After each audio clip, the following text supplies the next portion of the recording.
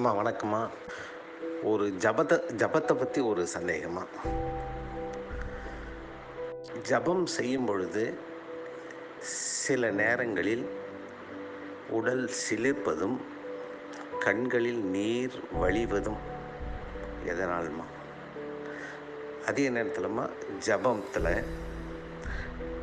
சத்தம் போட்டு சொல்கிறது சில டைம்,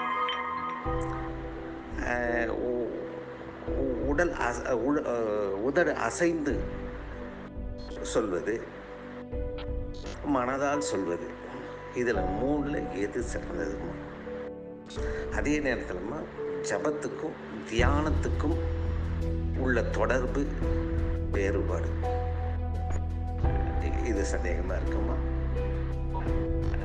கொஞ்சம் நிவர்த்தி பண்ண நல்லா இருக்குமா? நன்றிங்கம்மா. ஜபம் சொல்றது மந்திரங்களை வைத்து உருவேற்றுவது. அதான் மந்திரம். மந்த்ரா என்று கேட்டால் மனதை இல்லாமல் ஆக்குறது. மன் பிளஸ் த்ர அப்படின்னா மனதை, த்ரன இல்லாமல் ஆக்குவது. மனதை இல்லாமல் ஆக்குவது தான் மந்திரம். அதுக்கு தான் மந்திரத்தை பயன்படுத்துறோம். இந்த மந்திரம் அது நம்ம ஜபம் பண்றப்ப சில சமயம் உடல் சிலிர்ப்பது எதனாலங்கிறப்போ அது அலைன் ஆகும். இந்த மந்திர ஜபம் என்னன்னா, மனதை இல்லாமல் ஆக்கக்கூடிய சமயத்தில் அதுக்குண்டான பயிற்சி நடக்கிறப்போ அந்த மனதிற்கும் இந்த உடலுக்கும் உள்ள தொடர்பு அந்த இடத்துல சரியாக்கப்படும் போது அந்த சிலிர்ப்பு ஏற்படும். ஒரு ஜர்க்குன்னு சொல்லுவோம் இல்லையா, BLP 1 and 2 எல்லாம் பாடி அலைன் பண்றப்போ ஒரு ஜர்க் நடக்கும். அது அந்த சிலிர்ப்பு. அதனால தான் நமக்கே தெரியாம அந்த சிலிர்ப்பு நடக்குது. கண்களில் நீர் வழிவது என்னன்னா, நம்மளுடைய கர்மாக்கள் சிலதெல்லாம் மந்திர ஜபத்தில் கழியும். எப்படி? அது எப்படிமா நம்ம செஞ்சதெல்லாம் கர்மா மந்திர ஜபத்தில் கழியும்னா கழியும். அதாவது நம்ம நடந்து போயிட்டு இருக்கிறப்ப நம்ம அறியாம நம்ம கால்கடியில் எத்தனை ஜீவராசிகள் உயிரை விடுது.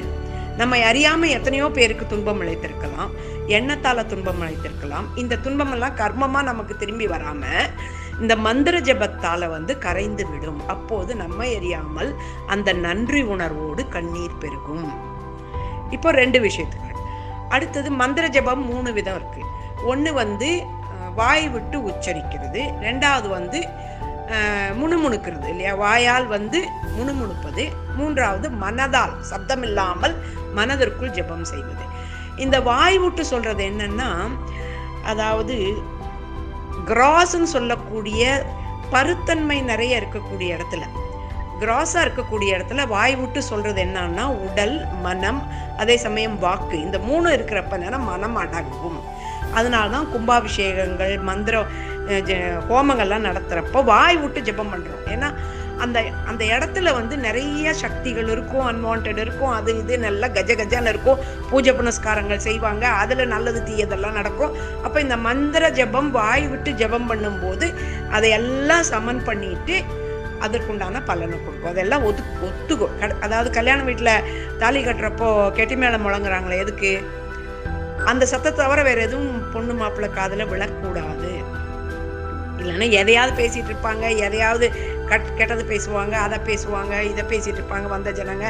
அதனுடைய தாக்கம் அவர்களுக்கு ஏற்படக்கூடாது. ஒரு மங்களவாத்தியத்தோடு அந்த தாலி கட்டுறது நடக்குது. அந்த சத்தத்தை தவிர வேற எதுவும் கேட்கக்கூடாது. அது போலதான் வாய் விட்டு நாம் மந்திர ஜபம் செய்யும் போது சுற்றி இருக்கக்கூடிய பிரச்சனைகள் எதுவும் நம்மளுடைய உள்ள போகாம இருக்கிறதுக்கு வாய் விட்டு ஜபம் பண்ணலாம்.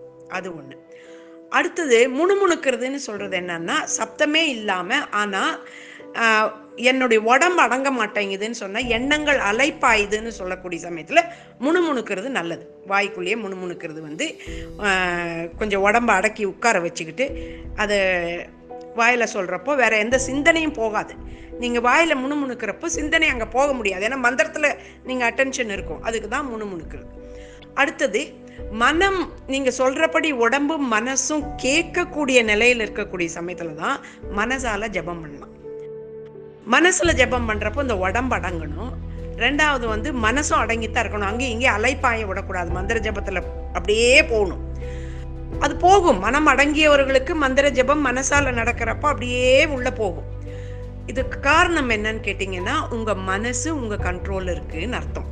உங்க மனசு கண்ட்ரோல்ல இருந்து இந்த மந்திர ஜபம் செய்யும் போது அந்த மனதை இல்லாமல் ஆக்குகிறது.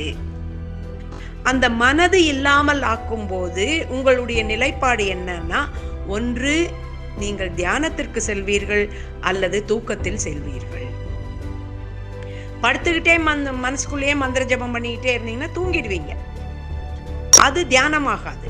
ஆனால் நல்லா அமர்ந்து நான் அமர்ந்திருக்கிறேன் என்ற பூரண நினைவோடு, ஜாக்கிரதையில பூரண நினைவோடு நீங்கள் மந்திரத்தை ஜபம் செய்து கொண்டே, அதாவது மனசுக்குள்ள ஜபம் செய்து கொண்டே இருக்கும்போது உங்கள் மனம் இல்லாமலாகி நீங்கள் இல்லாமலாகி விடுவீர்கள். மனசு இல்லைன்னா நீங்க இல்லையே, அதுதான் தியானம். அப்ப நீங்க மனசு இல்லைன்னா என்ன இருக்கும்? ஆத்மா மட்டும்தான் இருக்கும். அப்ப அந்த ஆத்மாவை நீங்கள் மனதால் உணர்ந்து கொள்ள முடியாது. நீங்கள் அதுவாக இருப்பீர்கள். நீங்கள் மனதாதான் எதையும் உணர முடியும். மனதால உணரணும், அப்புறம் உடம்பால உணரணும். அப்ப என்னன்னா, நீங்கள் அதுவாக இருக்கும்போது உங்களுக்கு உங்களை ஞாபகமே இருக்காது.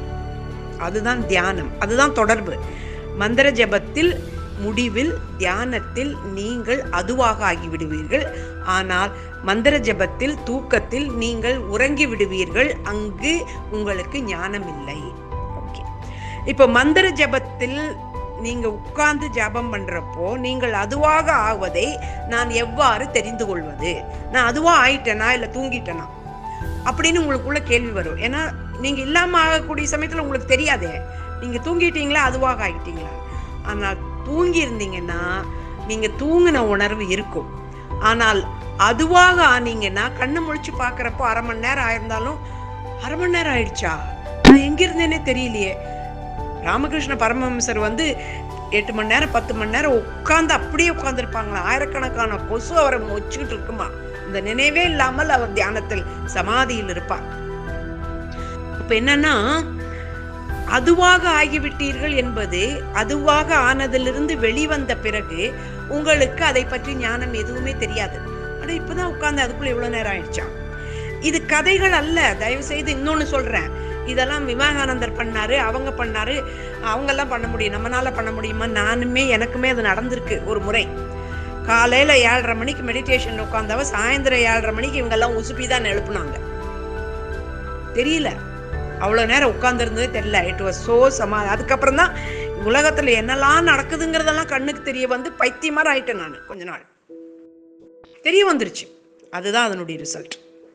என்ன ரிசல்ட்னா, நடக்க இருப்பதெல்லாம் உங்களுக்கு அப்படியே சூட்சமா தெரியும். இதுக்கு சக்கரால கிளாஸ் எடுத்திருக்கேனே, அதிகபட்சமா முன்னாடி பின்னாடி வரப்போறது தெரியும், அவங்களுக்கு என்ன பிரச்சனைன்னு தெரியும், இதெல்லாம் தெரிய வரும். இதுதான் நீங்கள் சமாதியில், அதாவது தியானத்தில் சமாதியில் அதுவாக இருந்தீர்கள் என்பதற்கான விடை. அதுதான் ருசு. இது இப்போ இதனுடைய கம்ப்ளீட் இதை அண்டர்ஸ்டாண்ட் பண்ணிட்டீங்கன்னா அதை பண்ணலாம். அதாவது கூட்டம் நிறைய இருக்கக்கூடிய சமயத்துல கொஞ்சம் வாய் விட்டு ஜெபம் பண்ணலாம். அல்லது வீட்டில் இருக்காங்க, இல்லை கொஞ்சம் மனசே அடங்க மாட்டேங்குது, இப்போ ரேடியோ ஓடிட்டு இருக்குது, அல்ல டிவி பார்த்துட்டு இருக்காங்க பக்கத்தில் குழந்தைங்க, நம்ம ஜெபம் பண்ணுங்கிறப்ப முணுமுணுக்கலாம். அப்போ என்னன்னா, காது அதில் முணுமுணுக்கிற சத்தத்தை கேட்குமே ஒழிய டிவியுடைய நாடகத்துக்கு போகாது. எங்கேயுமே இல்லாமல் அமைதியாக போய் யாருமே இல்லாத இடத்துல உட்காந்து தியானம் பண்ணால் மனசால பண்ண